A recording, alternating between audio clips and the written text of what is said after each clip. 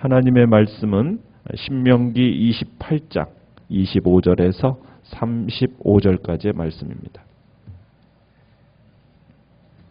신명기 28장 25절에서 35절까지의 말씀을 교독하겠습니다. 여호와께서 내 적군 앞에서 너를 패하게 하시리니 내가 그들을 치러 한 길로 나가서 그들 앞에서 7길로 도망할 것이며 내가 또 땅의 모든 나라 중에 흩어지고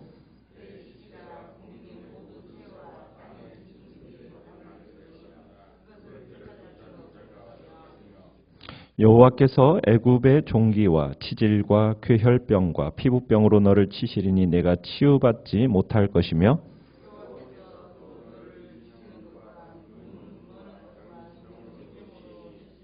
맹인이 어두운 데서 더듬는 것과 같이 내가 백주에도 더듬고 내 길이 형통하지 못하여 항상 압제와 노략을 당할 뿐이리니 너를 구원할 자가 없을 것이며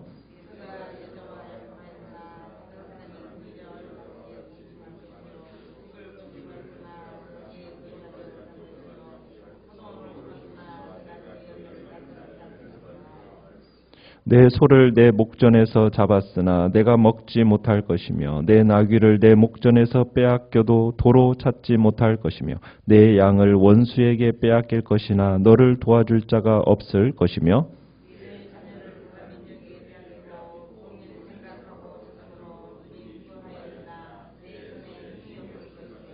내 토지 소산과 내 수고로 얻은 것을 내가 알지 못하는 민족이 먹겠고 너는 항상 압제와 학대를 받을 뿐이리니 같이 읽습니다. 여호와께서 내 무릎과 다리를 쳐서 고치지 못할 심한 종기를 생기게 하여 발바닥에서부터 정수리까지 이르게 하시리라. 아멘. 오늘 말씀의 제목은 나라와 개인의 함수관계라는 제목으로 말씀을 나눕니다. 우리는 지금 28장이 축복이 1절에서 14절까지에 나오는 내용과 그리고 이제 하나님께 불순종할 경우에 저주의 내용이 이제 15절부터 65절까지 이제 쭉 진행이 되어집니다. 68절까지 그렇게 진행이 되어지는데 우리가 지금은 이제 불순종하는 자에게 임하는 저주의 선언을 우리가 보고 있죠. 모세는 이스라엘 백성들이 하나님의 말씀에 불순종할 경우에 하나님께 저주를 받는데 삶의 모든 영역에 걸쳐 저주를 받아서 마침내는 완전히 멸망하게 될 거다. 이렇게 지금 선언하고 있습니다. 오늘은 특별히 하나님께 불순종할 경우에 이스라엘이 국가적인 재난, 그 국가적인 재앙이 어떻게 임하게 되는가에 대한 내용을 지금 기록해 놓고 있습니다. 하나님께 순종할 경우에는 7절에 가보시면은 적군이 한 길로 왔다가 7길로 내뺄 거라고 얘기했었어요.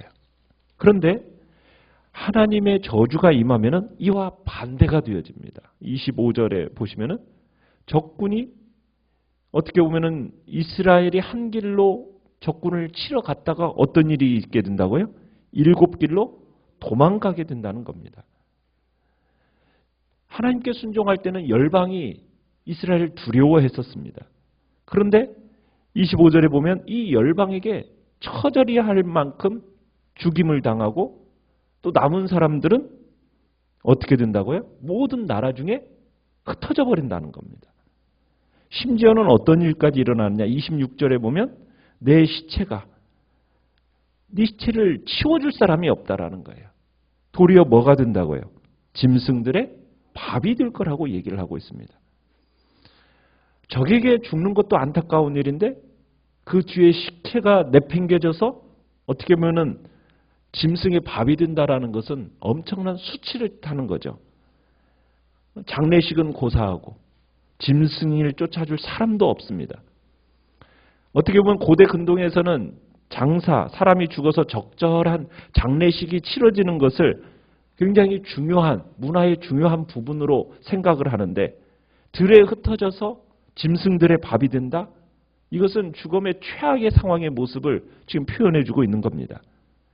하나님은 분명히 이스라엘을 땅의 소산을 먹이기 위해서 가나안 땅으로 약속의 땅으로 데려갔는데 지금 오늘 본문에서는 오히려 이 이스라엘을 짐승들의 먹잇감이 되어버리게 하겠다라고 지금 경고하고 있다라는 겁니다. 거기에다가 27절로 가보시면은 27절, 28절에서는 7가지 고통이 더해집니다. 어떤 고통입니까? 종기, 치질, 괴혈병, 피부병. 거기에다가 28절에서는 미치는 것, 눈머는 것, 정신병. 그러니까 육체적인 질병이 5가지, 그 다음에 정신적인 병이 2가지. 그래서 애국 사람들에게 임했던 각종 질병이 불순종하는 이스라엘 백성들에게 지금 내려질 거라고 경고를 하고 있습니다. 하나님께 반역한 이스라엘은 애굽 사람들과 별반 다를 바가 없다라는 거예요. 애굽의 질병으로 이스라엘 치실 거라는 거예요. 이 반역한 이스라엘이 정신이 온전치가 못하게 되니까 판단력이 흐려지니까 어떤 현상이 나타난다고 얘기합니까? 29절에서는 앞못 보는 맹인처럼 대낮에도 어떻게 된다고요? 더듬고 방황하게 될 거라는 겁니다. 적들 앞에서 방황합니다. 그러니 이게 이제 적들의 쉬운 먹잇감으로 이렇게 될 거라는 것을 경고하고 있는 거죠. 하나님의 은혜가 없고 우상을 섬기는 사람들의 특징을 보면요. 그들에게 정신적인 고통이 있습니다. 왜? 사탄의 눌림을 받으니까.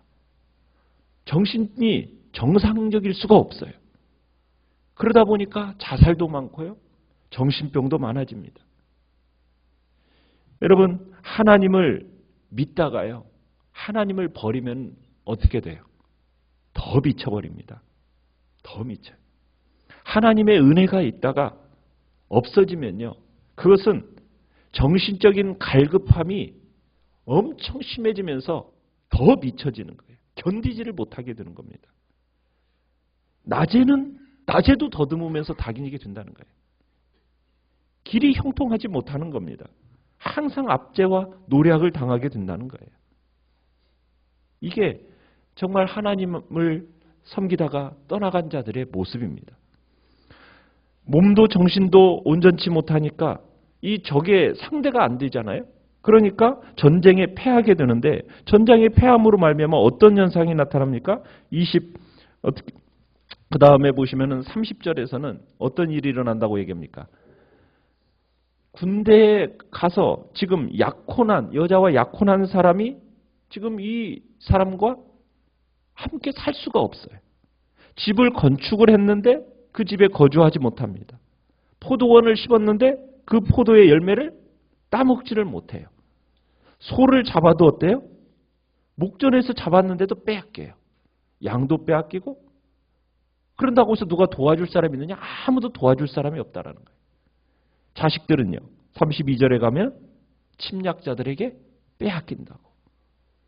그러니까 추수철에도 낙이 없고 모든 사람들에게 다 빼앗긴 그 삶의 압제와 학대만 있을 뿐이라는 거예요. 마치 애굽에서의 노예 생활을 연상케 하죠. 모든 것을 빼앗기니 34절에서는 그러죠.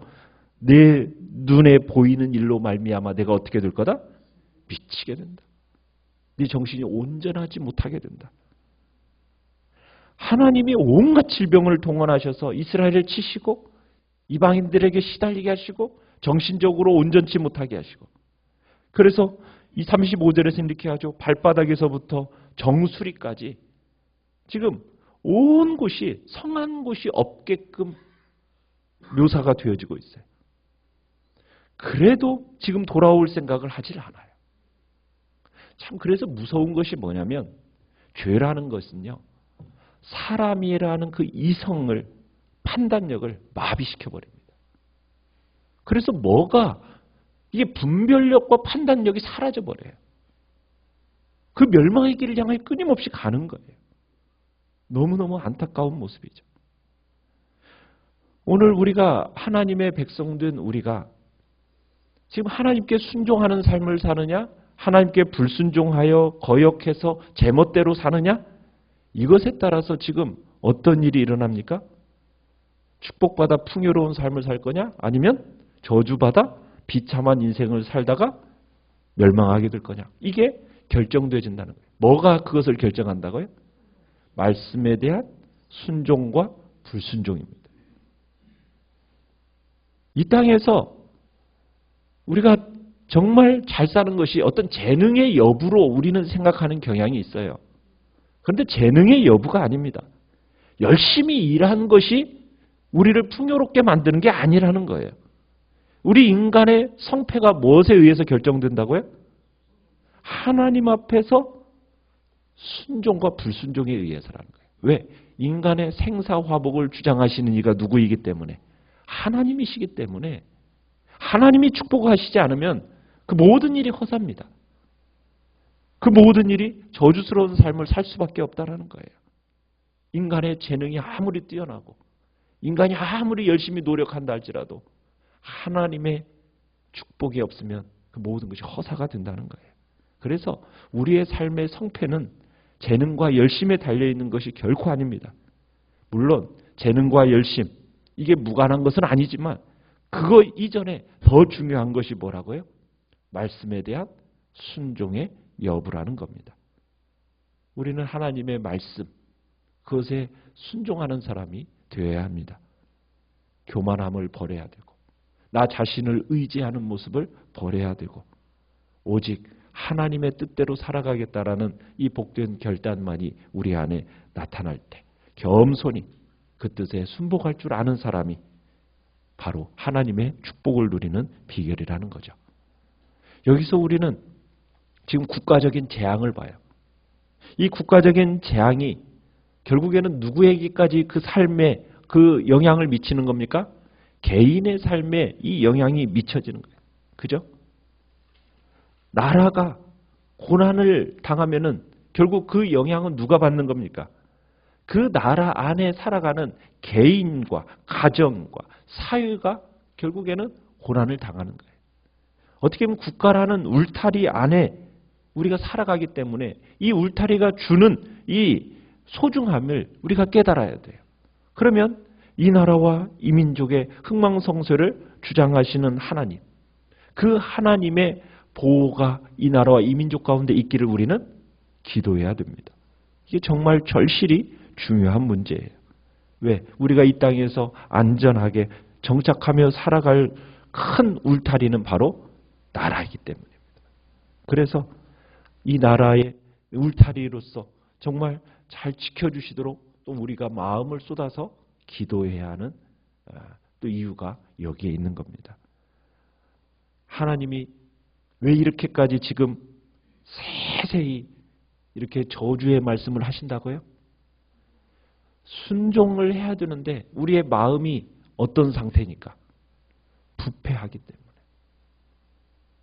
우리의 부패성을 너무나도 잘 아시는 하나님이 우리의 심령을 어쨌든 어떻게 하시기 위해서 정말 경각심을 갖고 자꾸 이렇게 하지 않으면은 자꾸 인간은 어디를 향해 가요? 자꾸 죄를 향해 가니까.